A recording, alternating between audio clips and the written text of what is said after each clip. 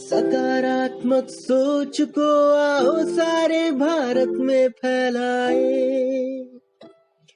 सकारात्मक ऊर्जा का आओ सब में संचार कराए।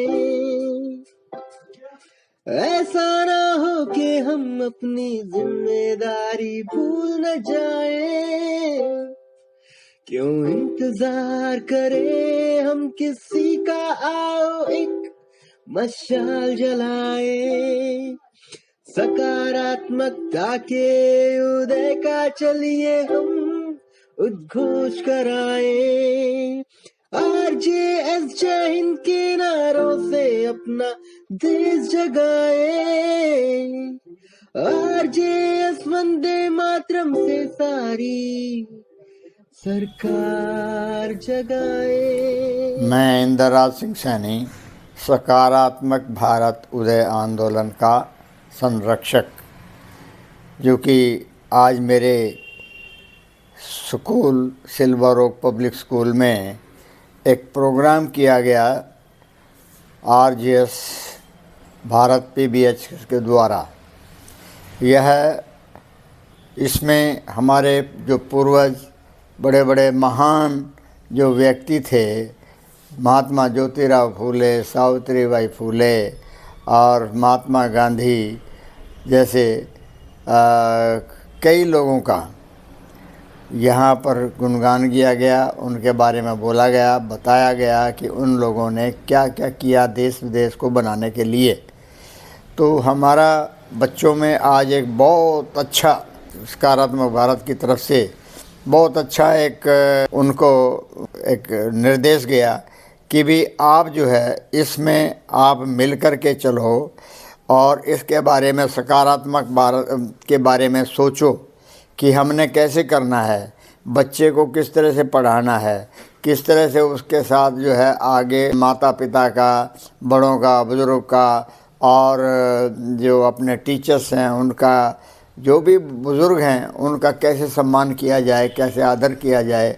अगर आप अभी से उनको आदर करना सिखाओगे तो आगे तक उनकी वही एक परंपरा चल जाएगी या उनका वही जो है मान सम्मान हो जाएगा या उनके दिल की जो भावना उसी तरह से चलेगी जैसे आज हमने उनको सीखा है, उन्होंने आगे बढ़ा है।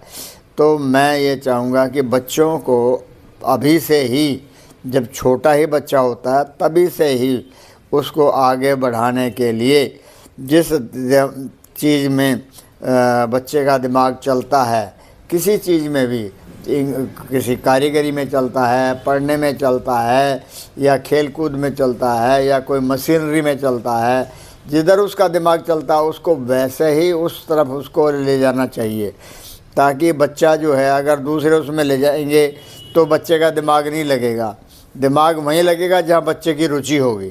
तो हमें इसकी रुचि के लिए बच्चे को पढ़ाना लिखाना जो है ये ज़रूरी होगा कि उसको उसी तरह की भावना से, उसमें जो उसकी भावना है उसी तरह से उसको मोल्ड किया जाए, तो वो उसी तरह बच्चा आगे बढ़ेगा। तो यही एक सकारात्मक भारत की यही एक वो है कि हम बच्चों को ही यहाँ से पढ़ाना शुरू करें, इनको ही बढ़ाना शुरू करें।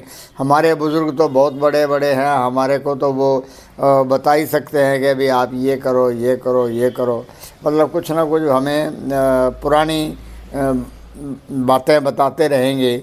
लेकिन आज उनकी ली हुई बातें हम बच्चों तक पहुंचाएं और बच्चे जो है इसको, इस चीज़ों से उजागर हों। अभी आपने देखा, कभी भी हमने देखा है कि व्याकरण में जो पीछे मुहावरे लिखे हुए हैं वो सटीक हैं, एकदम सटीक हैं। वो मुहावरे बच्चों को पढ़ाने चाहिए।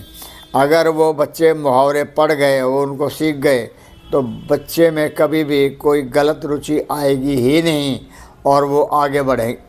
और माँ बाप का, बड़े बुज़ुर्गों का या अपने से जो बड़े आदमी हैं, कोई भी जो उससे उम्र से ज़्यादा है उनका सबका आदर सम्मान करेगा। घर पे जो आदमी कोई आया है उसका आदर सम्मान करेगा।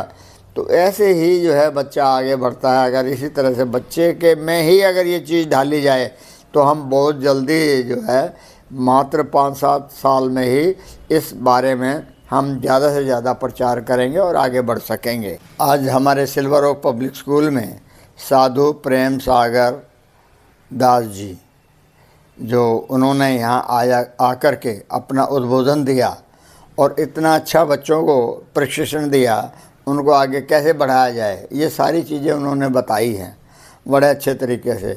तो और कई प्रोग्राम, बड़े अच्छे सांस्कृतिक प्रोग्राम भी किए गए जो काफ़ी अच्छे, बच्चों को अच्छे लगे और उनको आगे बढ़ने की बच्चों में बहुत सतर्कता आई और वो आगे बढ़े और उन्होंने बड़े अच्छे तरीके से तालियां भी बजाई, जयकारे भी लगाए और देश के प्रति आगे भी बढ़ने की उन्होंने कहा है कि भी जयकारे लगा करके जिंदाबाद फला ये। तो ऐसे चलता रहा। अभी RGSPBH गुजरात का एक दौरा करके आए 10 दिन का, और वहाँ पर इन्होंने काफ़ी लोगों से मिले, संपर्क किया और वहाँ से काफ़ी कुछ ये लेकर के आए हैं मसाला, जो वहाँ से लेकर के आए हैं आज हमारे सिल्वर ओक पब्लिक स्कूल में पहला प्रोग्राम इन्होंने आकर के किया। जो वहाँ से अपने संत दास जी जो है हमारे यहाँ आए, उन्होंने उसका वहाँ से उनको बुला कर के लाए और आगे इन्होंने बताया कि भी ये संस्था कैसे आगे बढ़ेगी, किस तरह से आगे बढ़ेगी। तो RGSPBH संस्था ये इसी तरह से बढ़ती रहे, मैं तो यही चाहता हूँ। जय हिंद।